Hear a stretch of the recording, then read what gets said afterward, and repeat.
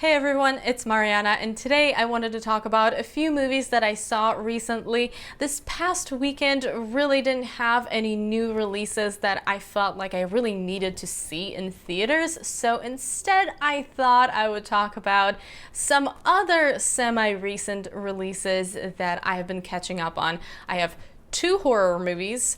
They Look Like People and The Conjuring 2. You guys have been wanting me to talk about these. And then also The Lobster, an independent dystopian drama that isn't a horror film, obviously, but the concept of it is pretty terrifying if you think about it. So I felt like it fit with the other two. And let's actually talk about The Lobster first. Currently still playing in some theaters in the US, but it's going to be out on VOD in a couple of weeks, and I do believe it has been out on VOD in the UK for a while now. I've been hearing a lot about this movie since last year, and the trailer definitely intrigued me. This is directed by Yorgos Lanthimos. I believe that's how you say his name. I apologize if I butchered that.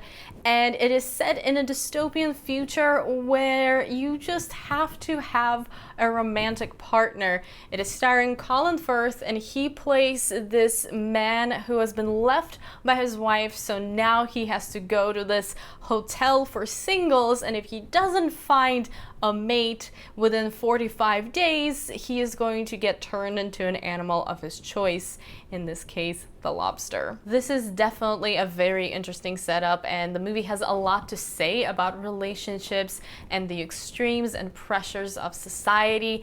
Every little detail in this movie just adds to this bizarre world that these characters live in. It's one of those films that will give you a lot to think about. There's some beautiful cinematography, the soundtrack and the tone are very distinct, there's some amazing performances across the board, and it definitely commits to what it's trying to do. I can absolutely understand why this film is getting the praise that it's getting. I really wanted to love this film, and I understand what it's going for, but this was just the case of a film not being my cup of tea. And I normally like weird films, but this was just not my kind of weird. The main thing that was kind of ruining the experience for me was the robotic delivery from all of the characters, and I do get that that was part of the setup, and I understand why they did it that way, but it was just so difficult for me to watch that for 2 hours. And in the beginning it comes off as kind of a dry humor situation, but eventually it just gets tiresome. There are also some slow motion scenes that really had no reason to be shot that way aside from everything looking more dramatic in slow-mo, and I think slow motion can be done really well, but I really would like for it to be something that has a reason behind it, and I just didn't feel like that was the case with The Lobster. And don't get me wrong, I enjoyed this movie in the end. I am not regretting that I saw it, but really, this just wasn't for me. I don't really want to get into spoilers, but there were definitely some things in this film that I thought were too extreme. And I get that that's once again part of the setup, and that's what this movie is about, but there were no common sense solutions to these people's problems, and there was nobody who was the voice of reason, really, and that made it difficult for me to connect to these characters, because on top of that, there was this whole robotic delivery that I was talking about earlier. I think if you can appreciate this movie for its absurdity and, of course, visually, which is not going to be a problem, you are going to love it. There are just some things in there that you have to just go with, and that had the opposite reaction of me, because instead of me going with it, it just took me out of the movie and made me think of all the possible solutions that would make more sense than what's going on screen. So for me, this was really a 3 out of 5 film, because even though I liked it and there were parts of it that I enjoyed, it really isn't something I'm interested in seeing again, or I think is all that exciting, but I can totally understand why people like it so much, and I actually do think that most people should see this movie and think about the problems that this movie kind of tries to bring forward and focus on. Next, I want to talk about They Look Like People. This is a psychological thriller slash horror film. It was recently released on Netflix. It played at a bunch of festivals, but I don't think it ever had a theatrical release.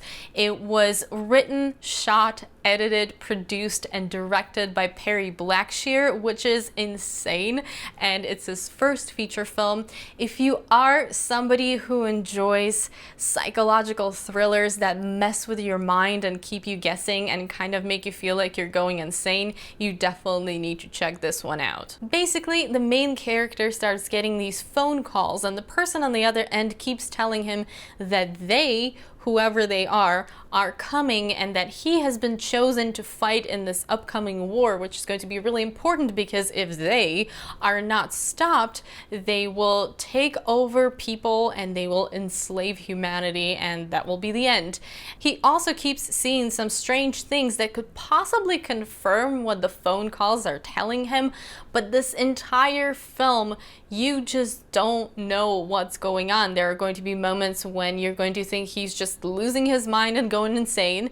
There are going to be moments when you are going to think there is a body snatchers situation going on. You just don't know as a viewer. This movie is filled with suspense and tension and paranoia, and if there is one thing that will keep you watching until the end, is that you will want to know what the answer is. I think the concept of this film is very interesting. I don't see movies like this very often, but when I do see them, I tend to enjoy them because they just come off as very strange and unusual, and it definitely successfully messes with my mind.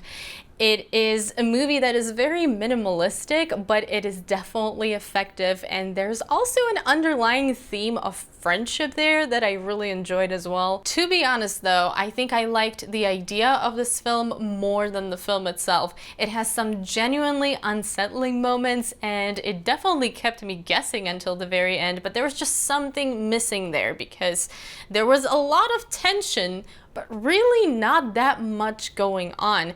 I even thought that it would make a great short film, or it could have benefited from being a bit more eventful. Not that every film needs to be action-packed, but in this case, I thought it needed a bit more going on. Still, They Look Like People is totally worth checking out if psychological horror is your thing. Personally, I would give it 3.5 out of 5 stars, and I would definitely like to see more from this director. And last but certainly not least, The Conjuring 2, the most traditional one out of all of these, and it is the most recently released one. It's definitely still in theaters. This is directed by James Wan, who also directed the first movie, The Conjuring, and it is once again starring Patrick Wilson and Vera Farmiga as the pair of paranormal investigators, Ed and Lorraine Warren.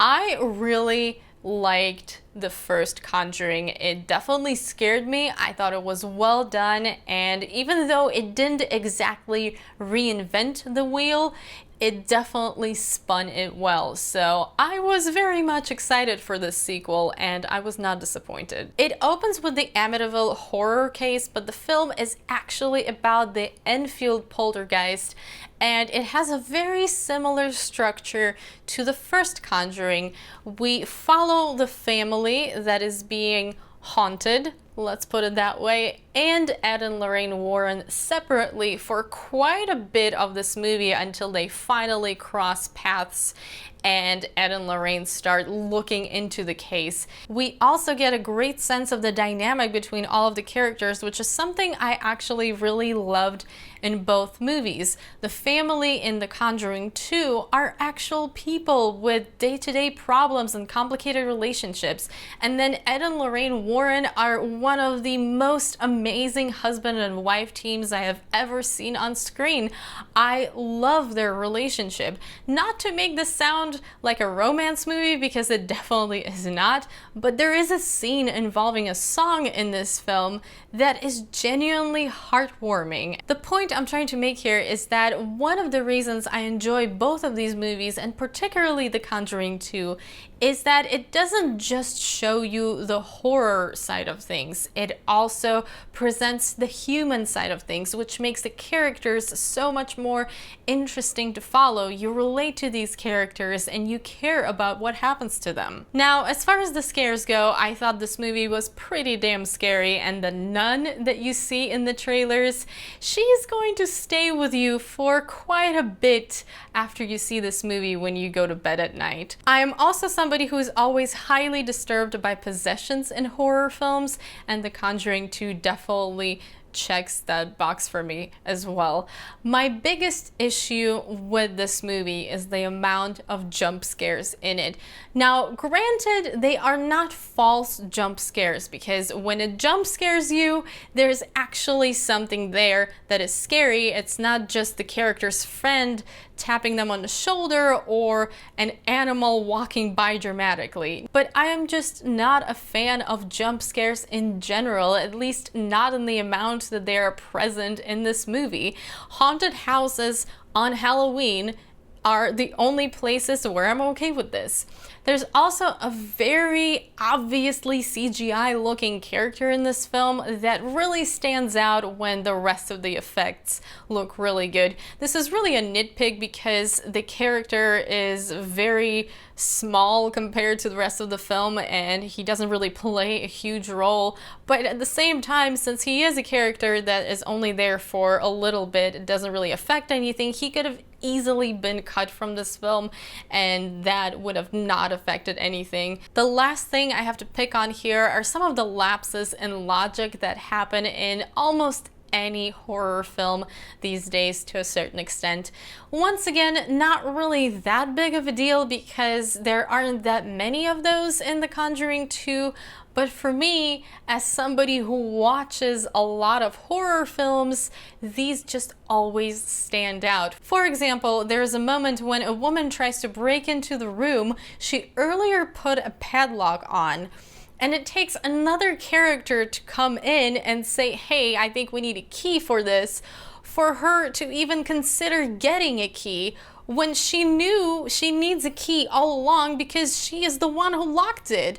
And only after that character comes in and lets her know she's just not going to break into the room that has a chain and a lock on it does she actually go and get it. Are you kidding me? Anyway, despite any of my nitpicks, I really enjoyed this film, and I think I actually enjoyed it a tiny bit more than the original, even though I would still rate it the same, which is 4 out of 5 stars. I would say it is a solid horror film. It's a more traditional horror film, but it is done really well and it completely stands on its own. If you skipped the first Conjuring, you could walk into the sequel and you would not be confused. That's it for this movie blend video. If you have seen any of these films, I would love to know what you think, so please tell me all of your thoughts in the comments below. I think I may have some unpopular opinions here today, but that's just what they are. And as always, please let me know if you have any movie recommendations for me based on what I said. I hope you guys enjoyed this video. Thank you so much for watching. As always, if you did enjoy it, please don't forget to give it a thumbs up, share it with your friends, and subscribe to my channel if you haven't already. I hope you're having an awesome day, and I will see you soon in my next video. Bye!